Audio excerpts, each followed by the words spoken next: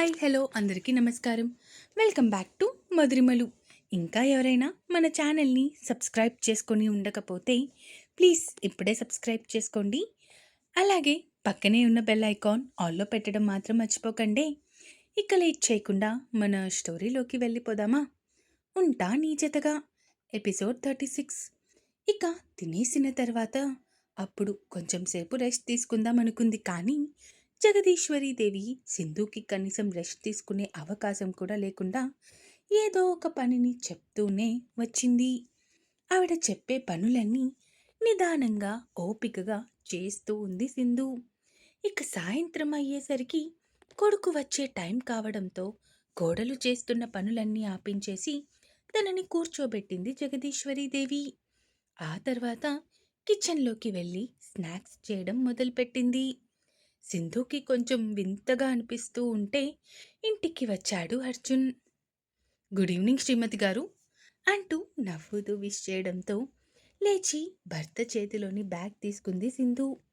Good evening Arjun గారు అంది నవ్వుతూ. అమ్మ ఎక్కడుంది అడిగాడు చుట్టూ చూస్తూ. కిచెన్లో ఉన్నాను నాన్న, స్నాక్స్ తయారు చేస్తున్నాను అంది జగదీశ్వరీదేవి.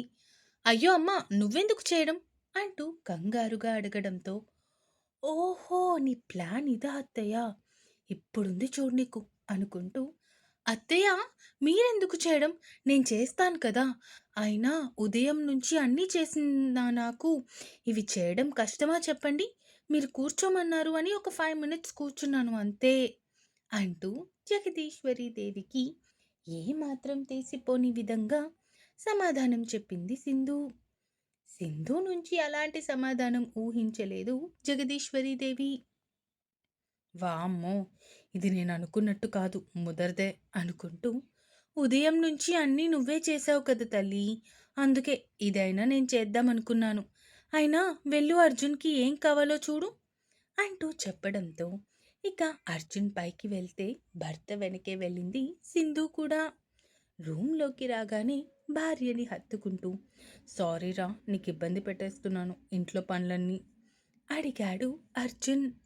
అర్జున్, మన ఇంట్లో పనులు మనకెందుకు ఇబ్బంది అవుతుంది, అయినా నాకొకటి అర్థం కావట్లేదు, మన పెళ్ళి జరిగి ఆల్మోస్ట్ 1 month అయిపోతుంది కదా, మావయ్య గారు ఇంకా ఇంటికి రాలేదేంటి అడిగింది సింధు.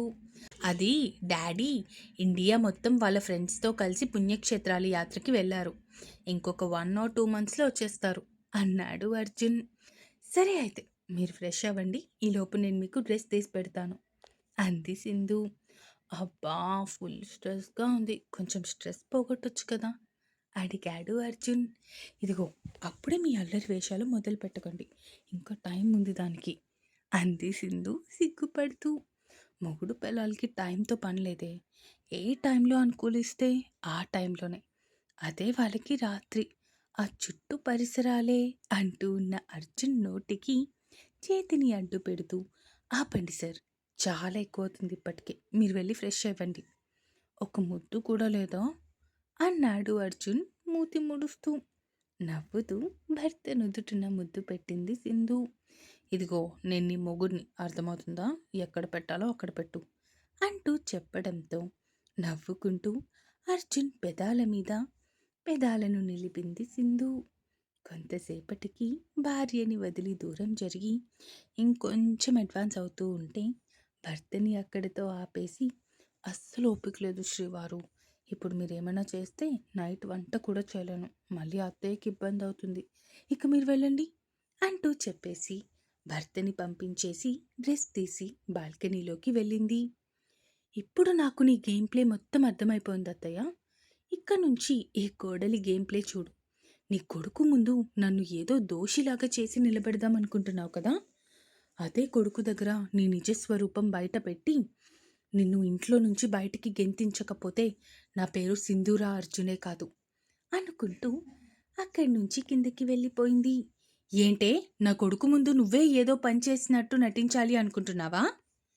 నటిస్తుంది నేను కాదత్తయ్య, నటిస్తుంది ఎవరో మీకు తెలుసు, నాకు తెలుసు, ఉదయం నుంచి మీరే పనైనా ఇంట్లో ముట్టుకున్నారా, మీ గుండెల మీద చేయి వేసుకొని చెప్పండి, మరి మీ కొడుకు వచ్చే టైంకి ఎందుకు ఏదో ఇంట్లో పని మొత్తం మీరే చేస్తున్నారు అన్నట్టు బిల్డప్ ఇవ్వడం, మీ కొడుకేమైనా మిమ్మల్ని అన్నాడా? అమ్మా నువ్వు పని చేయట్లేదు ఎందుకు అని? ఇంకా మీరు రెస్ట్ తీసుకోవడమే ఆయనకి కూడా కావాలి. అంతేకాని ఇలా దొంగ నాటకాలాడి కాదు అంటూ భర్త రావడం చూసి, అయ్యో అత్తయ్య, ఇంకా మీరు చేసిన పని వరకు చాలు. మీరు కూర్చోండి, నేను కాఫీ పెట్టేసి స్నాక్స్ తీసుకొస్తాను అంటూ నవ్వుతూ చెప్పి లోపలికి వెళ్ళిపోయింది సింధు. ఏంటి అత్త కోడలిద్దరూ పోటాపోటీగా పనిచేస్తున్నారు? అడిగాడు అర్జున్ నవ్వుతూ. ఏం లేదు కన్నా, నువ్వు కూర్చో. పాపం ఉదయం నుంచి పని చేసి చేసి అలసిపోయావు కదా. నేను చేస్తాను తల్లి అంటున్నా కూడా నా కోడలు వినడం లేదు. బంగారం లాంటి కోడల్ని తీసుకొచ్చావు కన్నా అంది జగదీశ్వరీదేవి సింధు వైపు చూస్తూ. ఆవిడ వైపు ఒక చూపు చూసి తిరిగి తన పనిలో పడిపోయింది సింధు. సింధుని నాకంటే ఎక్కువ నువ్వే అభిమానిస్తున్నావు, నువ్వే ప్రేమిస్తున్నావు అన్నాడు అర్జున్. ఓరి నా పిచ్చి మొగుడా, అదంతా నటనరా బాబు. నువ్వేమో పెద్ద దద్దమ్మలా ఉన్నావు. నా మీద పెట్టే కాన్సన్ట్రేషన్ ఏదో మీ తల్లి మీద కాన్సన్ట్రేషన్ పెట్టుంటే ఈ పాటికి ఆవిడ నిజస్వరూపం నీకు తెలిసిపోయి ఉండదు, ఇడియట్ ఫెలో అనుకుంటూ భర్తని తిట్టుకుంటూ అక్కడి నుంచి కాఫీ పెట్టేసి బయటకి తీసుకొని వచ్చి ఇద్దరికి ఇచ్చి స్నాక్స్ ప్లేట్ పట్టుకొని వచ్చింది సింధు. ఇక భర్త పక్కనే కూర్చొని తింటూ ఉంది సింధు. అది చూసిన జగదీశ్వరీదేవి కోపంగా కోడలి వైపు చూస్తూ ఉంటే ఒక నవ్వు నవ్వి తిరిగి భర్త వైపు చూస్తూ, అర్జున్ గారు నన్ను బయటకు తీసుకొని వెళ్తారా అడిగింది సింధు. ఇప్పుడా అడిగాడు అర్జున్ డౌట్గా. అవును, ఏమైంది, తీసుకొని వెళ్ళరా? నాకింట్లో బోర్ కొడుతుంది అర్జున్ గారు. అత్తయ్య మీరైనా చెప్పండి, మీ అబ్బాయికి మీరే అన్నారు కదా ఇందాక, వాడొచ్చిన తర్వాత నాకొకసారి చెప్పు తల్లి, నేను వాడిని బయటకి తీసుకొని వెళ్ళమని చెప్తాను అని.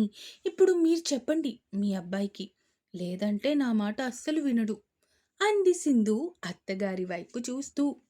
బయటికి అంట తీసుకుని వెళ్ళు అర్జున్, పాపం పిల్ల అడుగుతుంది కదా అంది జగదీశ్వరీదేవి కోపంగా కోడలి వైపు చూస్తూ.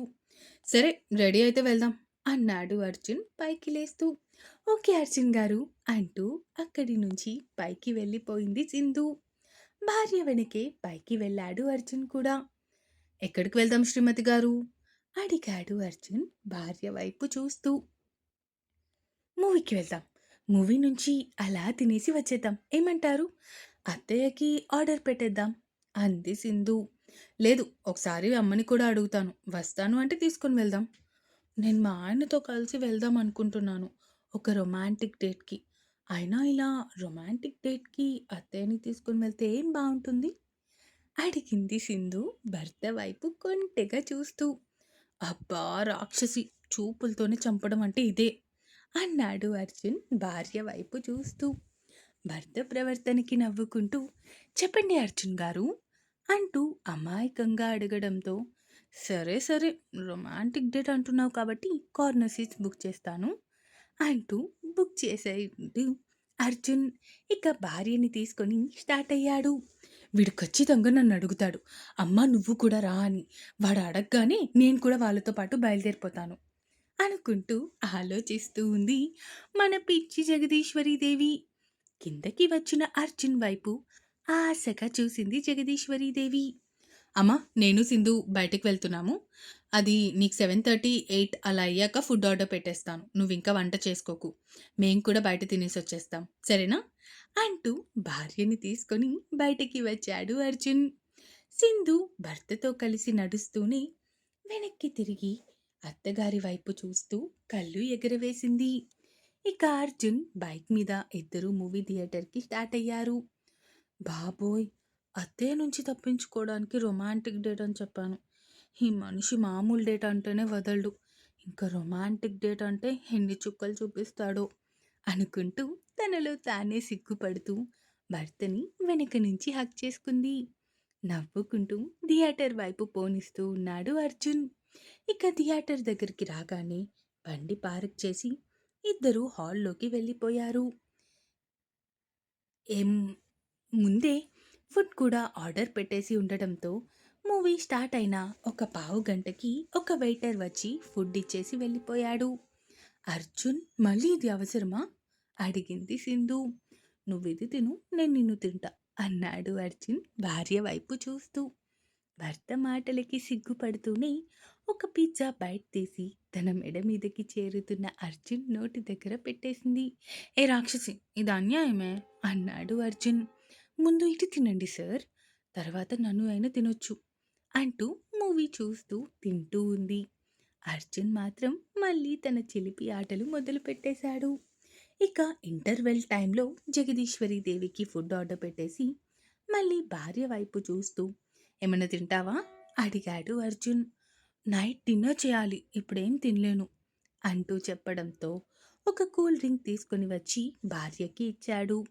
ఇక కూల్ డ్రింక్ తాగుతూనే మూవీ మొత్తం ఎంజాయ్ చేస్తూ ఉంది. ఇంకా ఉంది. ఈ ఎపిసోడ్ ఎలా అనిపించిందో కామెంట్స్ రూపంలో తెలియజేస్తారు అని కోరుకుంటున్నాను. అలాగే సబ్స్క్రైబ్ చేసుకోవడం మాత్రం మర్చిపోకండి. ఇక ఉంటాను. Bye bye.